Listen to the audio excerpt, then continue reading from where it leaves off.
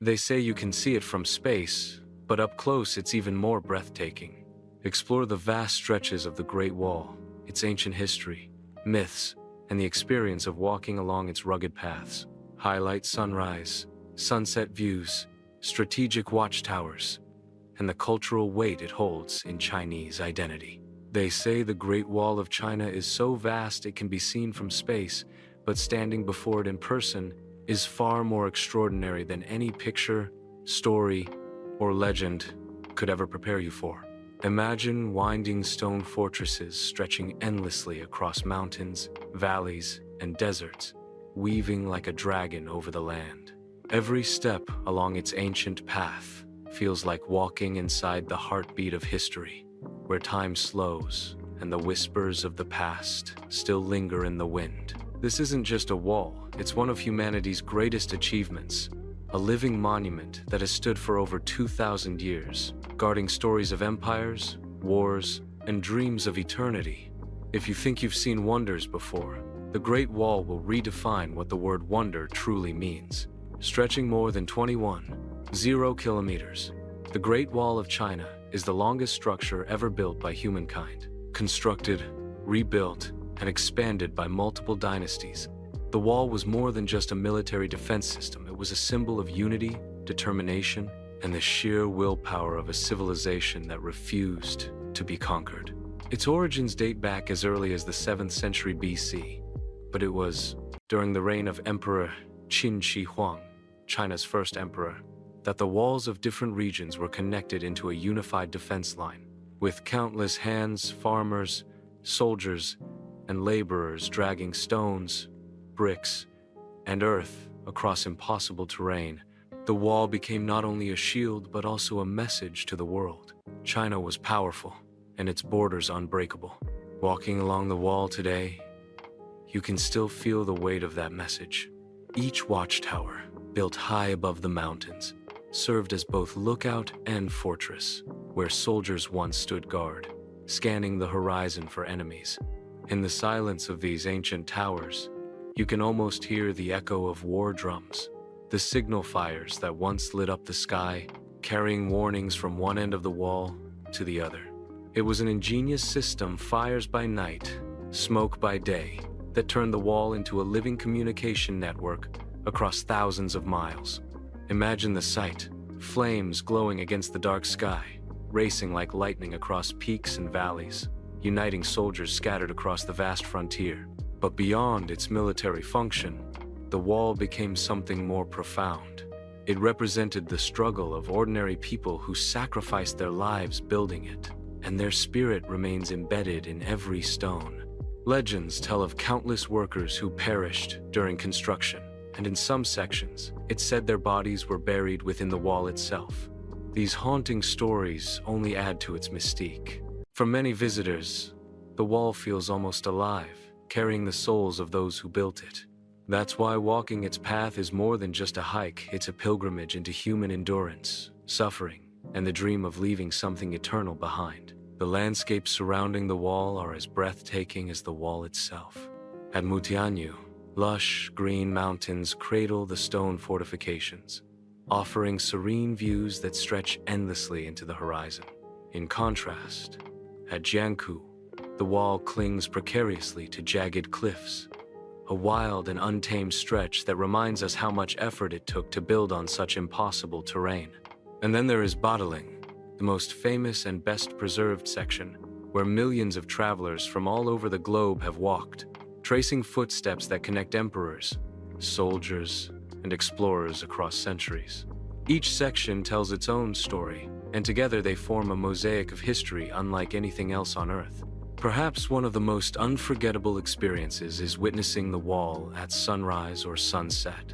As the sun slowly rises, the golden light spills across the mountains, casting long shadows over the ancient stones, making it look as if the wall is glowing.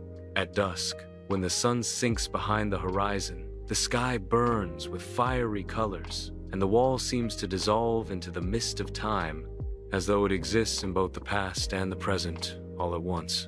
Standing there, you can't help but feel small, humbled by the sheer scale of what humans can achieve when driven by necessity vision, and perseverance. The Great Wall has also deeply shaped Chinese culture, identity, and imagination. It became a symbol not just of defense, but of resilience and unity. Poets wrote verses about its majesty, artists painted it into scrolls, and travelers carried its legends across the Silk Road, spreading awe to distant lands. Even today, it is celebrated as one of the new 7 wonders of the world, drawing millions every year who come not just to see it, but to feel the weight of history beneath their feet. What makes the Great Wall so captivating is that it is not just about the past, it speaks to the present and the future. It teaches us about the limits of human strength, but also about our limitless imagination. It shows us that what seems impossible building across deserts, mountains, and rivers can be achieved through determination.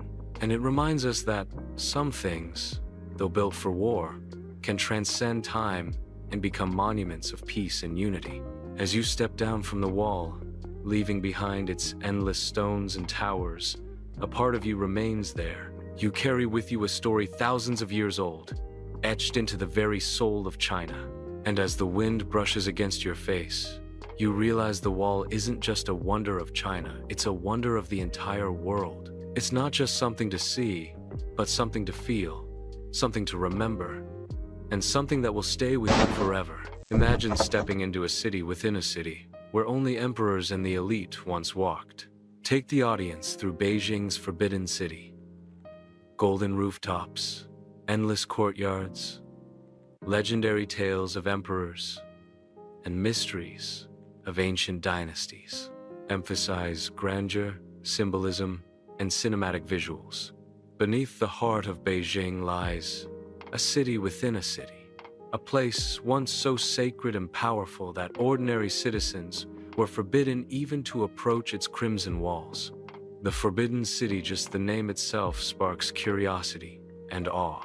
Imagine an empire where the ruler was considered the son of heaven, a divine being whose every move shaped the destiny of millions.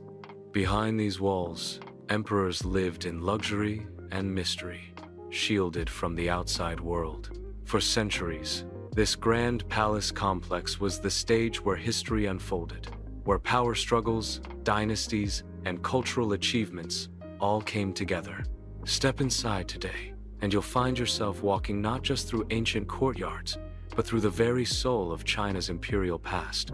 Stretching over 180 acres with more than 900 buildings, the Forbidden City is the largest palace complex in the world. Built in the early 15th century during the Ming Dynasty under Emperor Yongle, it was designed to showcase the sheer power and majesty of the Chinese emperor. Every brick, every detail, was carefully crafted to embody harmony, balance, and authority. Surrounded by massive defensive walls and a deep moat, the palace was both a fortress and a heavenly sanctuary, where emperors ruled for nearly 500 years through the Ming and Qing dynasties. As you enter through the Grand Meridian Gate, you are immediately struck by the scale of the place. Vast courtyards stretch endlessly, paved with stones polished smooth by centuries of footsteps. The golden roofs shimmer in the sunlight, their glazed tiles representing power and prosperity. Red walls, bold and commanding, symbolize happiness and good fortune. And everywhere you look, dragons, symbols of imperial authority, watch silently from carved beams and painted ceilings, as if reminding you that this was once the home of the most powerful man on earth.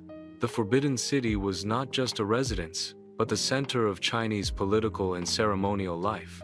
The Hall of Supreme Harmony, the largest and most magnificent building in the complex, was where emperors held grand ceremonies, coronations, weddings, and state events that would shape the destiny of the empire. Standing in this hall, you can almost hear the echoes of ancient music, the beating of drums, and the rustle of silk robes as officials gathered to pay homage to their ruler. The Dragon Throne, sitting high upon a raised platform, still radiates power, as though the emperor might appear at any moment to command his empire.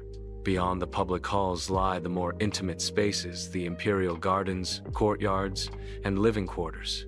Here, life was more private, though no less extraordinary. Emperors and their families were surrounded by beauty at every turn: jade carvings, intricate screens, and exquisite porcelain. The gardens were carefully designed as miniature landscapes, complete with rockeries, ponds, and ancient cypress trees, offering peace and reflection amid the grandeur.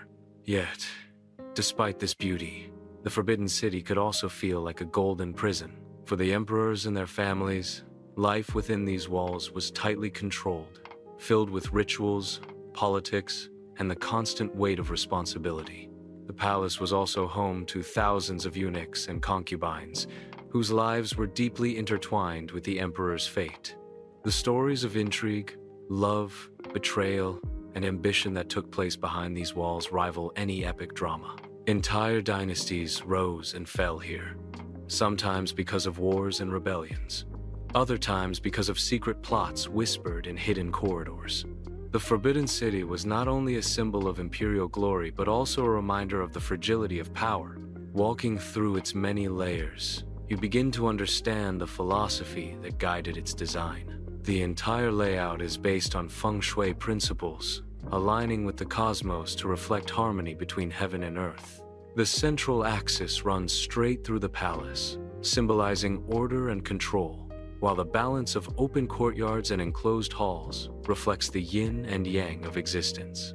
Every detail has meaning, from the number of guardian lions at the gates to the placement of buildings according to status and purpose.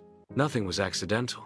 Everything was designed to project stability, eternity, and the divine right of the emperor. Today, the Forbidden City is not forbidden at all. Millions of visitors walk through its gates each year, retracing the steps of emperors, empresses, and officials from centuries past. As a UNESCO World Heritage Site, it stands not just as a symbol of China's imperial history, but also as one of the greatest architectural masterpieces in the world. Its preservation allows us to experience what was once the beating heart of the most powerful empire on Earth. But the true wonder of the Forbidden City is not just its grandeur, it is the way it still feels alive. When you stand in the vast courtyards, the air seems to hum with history. The walls whisper stories of triumph and downfall, of opulence and sacrifice. And as the sun sets, casting golden light across the roofs, the palace seems to transform into something timeless, an eternal reminder of the greatness and fragility of human ambition. The Forbidden City is not just a palace. It is a living memory, a bridge between the past and the present, a place where you can walk alongside emperors and feel, if only for a moment, what it meant to stand at the very center of the world. What if I told you that these mountains inspired the floating Hallelujah peaks in Avatar, described the surreal sandstone pillars, misty cliffs, glass skywalks, and the thrilling natural beauty of Zhangjiajie National Forest Park, present the spiritual connection between nature and legend? Beneath the earth of China's Shaanxi province lies one of the greatest archaeological discoveries in human history, an army that has stood in silence for over 2,000 years. Imagine walking into a cavernous pit, and instead of emptiness, you find yourself staring into the eyes of thousands of life-sized warriors, each one unique, each one carved with the skill of a master craftsman, and all created for a single purpose: to guard the first emperor of China in his eternal afterlife. This is the Terracotta Army, a wonder so breathtaking that it feels less like a relic of the past and more like a living army frozen in time. The story begins with Qin Shi Huang, the first emperor to unify China in 221 BCE. His vision was grand, his ambition limitless. He was not just building a kingdom, he was building eternity. To ensure his power continued beyond death, he commanded an army unlike any other, crafted not of flesh and blood, but of clay. Buried alongside his mausoleum, the Terracotta Army was meant to protect him in the afterlife and symbolize the might of the empire he created. Discovered in 1974 by farmers digging a well, the site quickly became one of the most important archaeological finds ever. What they uncovered was not just a tomb, but an underground empire. So far, over 0 soldiers have been unearthed, along with horses, chariots, and weapons. Yet archaeologists believe this is only a fraction of what lies buried. The emperor's full mausoleum complex is said to be vast beyond imagination, with legends of rivers of mercury flowing through it, designed to mimic the cosmos itself. Standing among the terracotta warriors, the first thing you notice is their individuality. No 2 soldiers are alike. Some have long beards, others short stubble. Their hairstyles vary, their facial features distinct, their armor and uniforms detailed to reflect rank and role. You can almost sense their personalities: the stern general, the calm archer, the alert infantryman ready for battle. This extraordinary realism is what makes them so powerful. Though they are statues, they seem alive, as though they could march forward at any moment. The craftsmanship is astonishing. Each figure stands about 6 feet tall, made from local clay, fired in kilns, and originally painted in bright colors: reds, blues, greens, and purples. Though much of the paint has faded over time, small traces remain, giving us a glimpse of how vibrant they once were. Their weapons, spears, swords, crossbows, were real, forged with advanced metallurgy techniques that kept them sharp for millennia. This was not just art, it was engineering on a monumental scale. The layout of the pits mirrors a real military formation. Soldiers are arranged in precise battle order, with infantry in the front, archers along the flanks, and generals commanding from behind. Chariots pulled by terracotta horses once rolled into formation, completing the army's readiness. This organization reflects the emperor's obsession with control and order, ensuring that even in death, his forces stood ready to serve him. Yet, the Terracotta Army is more than a display of power. It is also a window into ancient Chinese society. The details of clothing and hairstyles show the diversity of the empire. The weapons demonstrate military innovation, and the scale of the project reveals the sheer resources commanded by Qin Shi Huang. It is said that over 700 workers labored for decades to build the mausoleum complex, a feat that speaks both to the emperor's authority and his ruthless determination. The emperor himself remains buried in a central tomb that has yet to be opened. Ancient texts describe it as a palace underground, complete with constellations painted on the ceiling, pearls for stars, and flowing rivers of mercury to represent the seas and rivers of the world. Modern surveys have detected unusually high levels of mercury in the area, suggesting that these legends may be true. Yet, out of respect for preservation, the main tomb remains sealed, its secrets hidden until technology allows it to be safely explored. Walking through the excavation site today, you cannot help but feel the weight of history pressing down. These soldiers, silent for millennia, seem to stand watch not just over their emperor, but over the story of China itself. They are guardians of a past that shaped the future, a reminder of human ambition, creativity, and the lengths to which we will go to chase immortality. The Terracotta Army is not just a burial site. It is a declaration, a statement of power, eternity, and vision. It reminds us of the might of Qin Shi Huang, the man who unified China and left behind a legacy so vast that it still astonishes the world. But more than that, it speaks to something universal, the human desire to be remembered, to leave behind something that endures, something that says, "I was here, I mattered." Today, millions travel from across the globe to stand before this ancient army. They come to witness not just the soldiers themselves, but the incredible story they represent. And as you gaze across the endless rows of warriors, you realize that in a way, Qin Shi Huang succeeded. His army may be of clay, but his legacy marches on, eternal. Buried for over 20 years, thousands of silent soldiers still stand guard over their emperor. Unveil the discovery of the terracotta warriors in Xi'an, the precision of ancient craftsmanship, and the mystery of what still lies buried. Discuss Qin Shi Huang's vision of immortality and cultural impact. High on the ridges of mountains, winding across deserts, valleys, and rivers, there stretches a monument so immense that it seems to defy nature itself, the Great Wall of China. Imagine standing on a high watchtower, gazing into the horizon as stone walls snake endlessly through the rugged landscape, vanishing into mist and mountains. For centuries, this wall has stood as a symbol of strength, resilience, and determination. It is not only the most famous landmark of China, but one of the greatest feats of human engineering ever attempted. But the Great Wall is not a single wall. It is a sprawling network of fortifications, built and rebuilt over 2,000 years, carrying within its stones the story of China's struggles, ambitions, and unity. The origins of the Great Wall stretch back to the Warring States period, when rival kingdoms built defensive barriers against one another.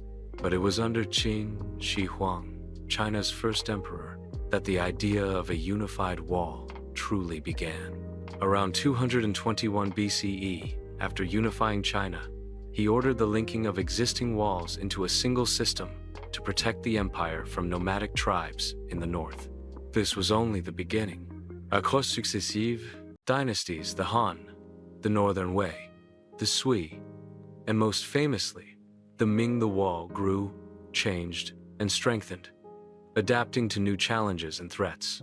By the time of the Ming Dynasty, the Great Wall had become the colossal structure we recognize today, stretching for more than 21.0 kilometers across northern China. Walking along its rugged paths, you begin to realize the wall is not a uniform structure but a living, evolving defense system. Some sections are built of tamped earth, others of stone and brick, and in the deserts, reeds and sand were used. Towers rise at intervals, serving as watchposts where soldiers once kept their eyes on the horizon. Beacon towers, strategically placed, allowed fires and smoke signals to send warnings of invasion within minutes across vast distances. The wall was never just a barrier, it was a communication line, a military network, and a symbol of vigilance. One of the most famous sections is Bustling, near Beijing. Reconstructed during the Ming Dynasty, it is the best preserved and most visited part of the wall. Here, the massive stone steps rise steeply, curving along the mountains, with walls wide enough for 10 soldiers to march side by side. Standing here, it is impossible not to be overwhelmed by the sheer scale and determination it must have taken to build such a structure across unforgiving terrain. The view stretches endlessly, giving you a sense of how the wall not only defended the empire but also defined it. But the Great Wall is more than stone and brick. It is a human story. Tens of thousands of laborers, soldiers, and prisoners worked under harsh conditions to build it. Legends tell of families torn apart, of lives lost in its construction. One of the most famous folktales is that of Meng Jiangnu, a woman whose husband was sent to work on the wall and never returned. Her tears, it is said, caused a section of the wall to collapse, symbolizing the suffering endured by countless workers. Behind the grandeur of the wall lies sacrifice, endurance, and untold human cost. Over time, the wall came to represent not only defense but identity. It stood as a boundary between agricultural civilization and the nomadic tribes of the steppes. To the Chinese people, it symbolized security, but also the edge of the known world. And yet, despite its vastness, the wall was never completely impenetrable. Invaders, most notably the Mongols and later the Manchus, eventually breached or bypassed it.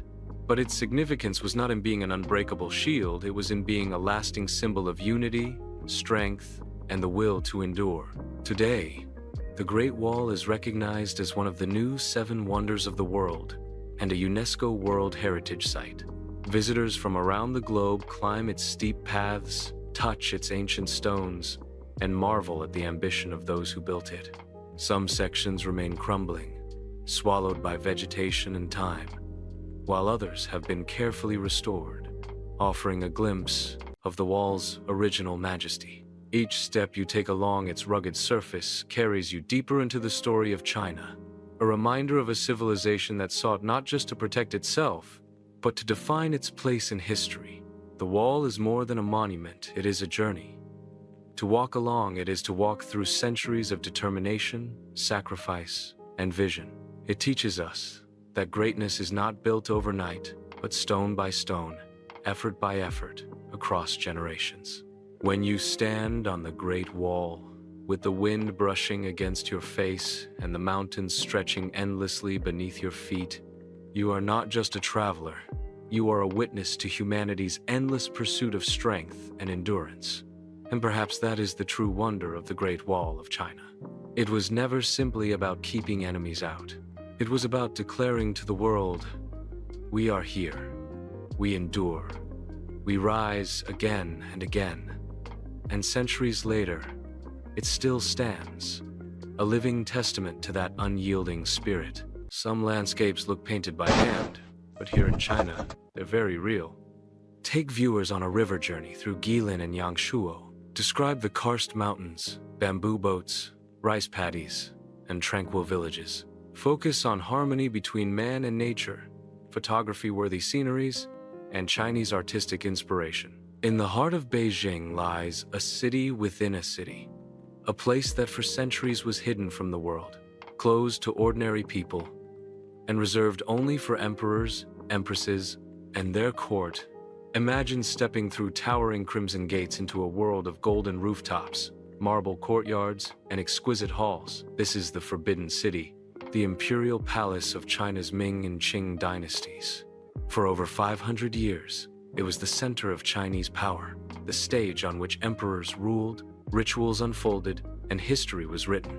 To walk through it today is to step back into a world of grandeur, tradition, and mystery unlike anywhere else on Earth.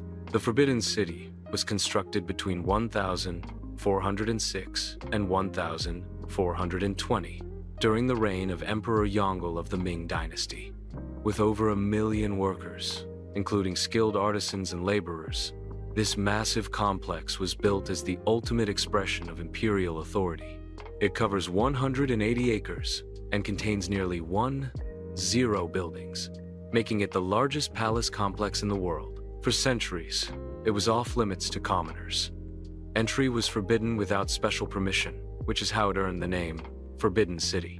Within its walls, emperors lived and ruled, commanding the Middle Kingdom with absolute authority. As you pass through the Meridian Gate, the largest gate of the complex, you immediately sense the overwhelming power this palace once represented. The layout is a masterpiece of traditional Chinese architecture, designed according to principles of balance, harmony, and symbolism. The central axis runs north to south, with the most important halls where emperors held audiences, conducted ceremonies, and governed the empire placed along this line. Every hall, every courtyard, every detail was constructed with meaning, reflecting the emperor's divine right to rule and the cosmic order of heaven and earth. The Hall of Supreme Harmony, the grandest of them all, is where emperors were crowned, conducted state rituals, and received officials. Its vast golden roof glimmers in the sunlight, supported by massive red pillars and decorated with intricate carvings. Standing here, one can imagine the awe of courtiers bowing before the emperor, who was seen as the Son of Heaven, the bridge between heaven and earth. The throne, enshrined at the center of the hall, was not just a seat, it was the very heart of imperial authority.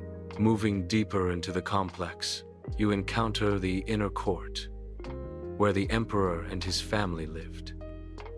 These palaces, while still magnificent, carry a more intimate atmosphere. Here were the quarters of empresses, concubines, and princes, filled with gardens, pavilions, and hidden chambers.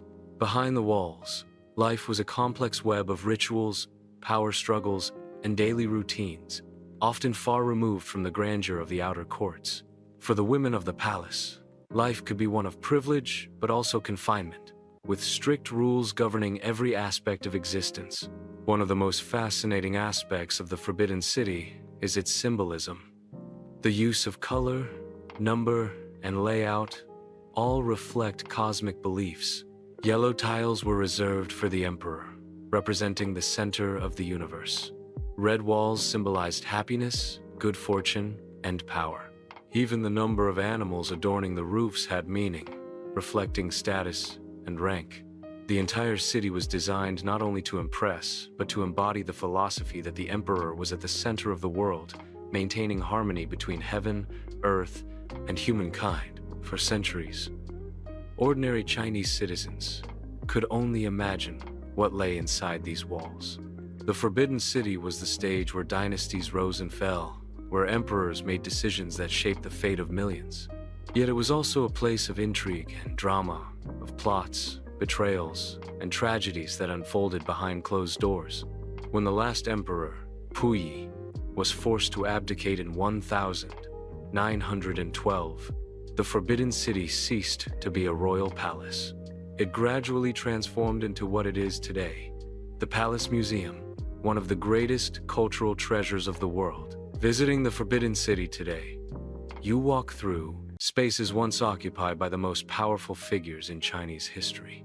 The echoes of footsteps on stone, the grand halls stretching before you, and the delicate beauty of the imperial gardens all remind you of a time when this city was the beating heart of an empire. The treasures it holds, paintings, ceramics, calligraphy, and artifacts, speak to centuries of artistry and refinement, preserving the spirit of imperial China for generations to come. But beyond the art and architecture, the Forbidden City represents something deeper.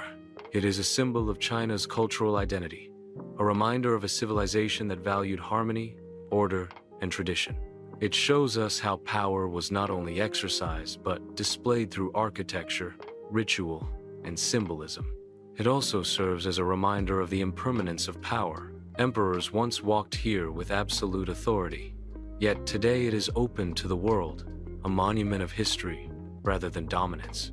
Standing on its vast courtyards, surrounded by golden roofs glowing under the sky, you realize the Forbidden City is not only a palace, it is a story carved into stone and wood, a testament to human ambition and artistry.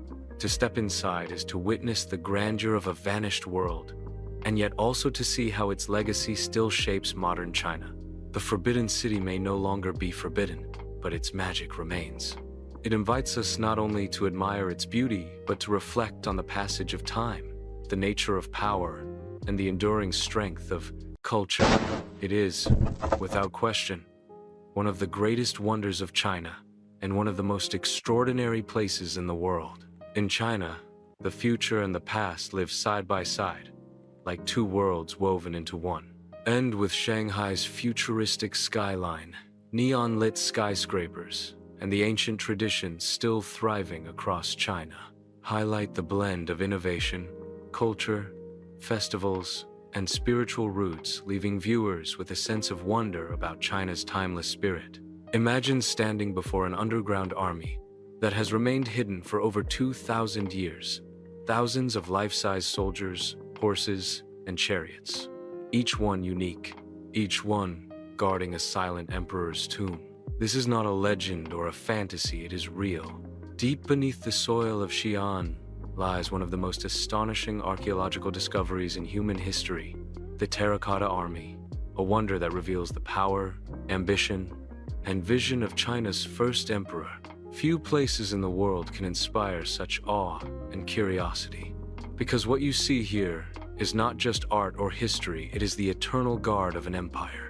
The Terracotta Army was discovered in 1974 by local farmers digging a well. At first, they found fragments of clay figures, but soon, the scale of the find became clear.